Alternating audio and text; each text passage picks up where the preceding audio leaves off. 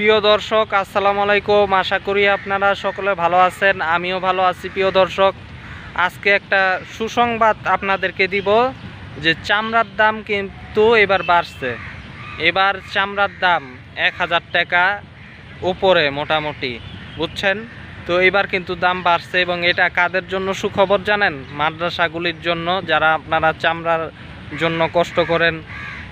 হাসিনা দেখেন কত বড় শয়তানি করছে, আপনারা তো জানেন যে চামড়ার দাম কম, এবং পরোক্ষভাবে তারা মাদ্রাসার ক্ষতি করার জন্যই এই কাজটা করছে। বিভিন্ন ধরনের সমস্যা তারা তৈরি করছে এবং এটার সাথে জড়িত হিন্দুত্ববাদী ভারত চায় নাই যে মাদ্রাসার এই সমস্ত মুসলমানরা চামড়া বিক্রি করে থাকুক, এবং একই সাথে ভারতের আবার ব্যবসা আছে।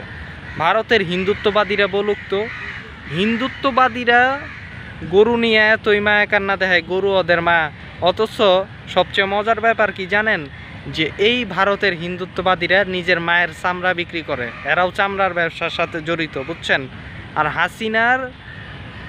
হাসিনা যে চামড়া ব্যবসা নিয়ে যে কালবাহানাটা করছে, এটা কেন করছে জানেন? ভারতের চামড়া ব্যবসা যাতে লাভজনক হয়, ভারতীয় চামড়াগুলি যাতে বিক্রি হয়, এই জন্য বাংলাদেশে ইচ্ছাকৃতভাবে হাসিনা এই ক্রাইসিস তৈরি করছে।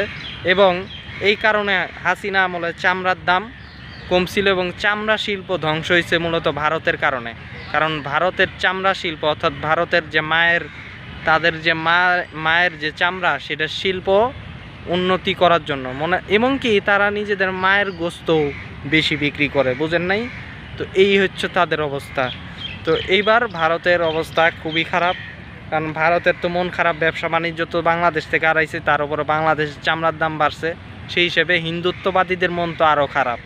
তো এই হচ্ছে অবস্থা, এবং এটা আপনাদের জন্য একটা সুখবর। মাদ্রাসার জন্য, এই যে ছাত্ররা পড়ালেখা করে মাদ্রাসা, এদের জন্য একটা সুখবর। চামড়া শিল্পের জন্য সুখবর, চামড়া শিল্পের জন্য এটা একটা সুখবর। দাম বাড়ছে, এটা মনে করেন না কোনো একটা জায়গায় লস। এই জায়গায় দাম বাড়ছে, অন্য জায়গাও দাম বাড়বো। এবং এটা বাংলাদেশের এই চামড়া শিল্পটা আগে হাসিনা সরকারের আগে অনেক লাভের একটা শিল্প ছিল, সেটাকে ধ্বংস করা হয়েছে পরিকল্পিতভাবে। এইটা যদি আবার দাঁড়াইতে পারে, বাংলাদেশের অর্থনীতির জন্য এটা ভালো, শুধু মাদ্রাসার জন্য না। তো এটা সুখবর একটা, এবং সরকারকে অবশ্যই এর জন্য ধন্যবাদ দিতে হয়। ধন্যবাদ। তো আজকে এই পর্যন্তই ছিল এই সুখবরটা নিয়ে। আল্লাহ হাফেজ।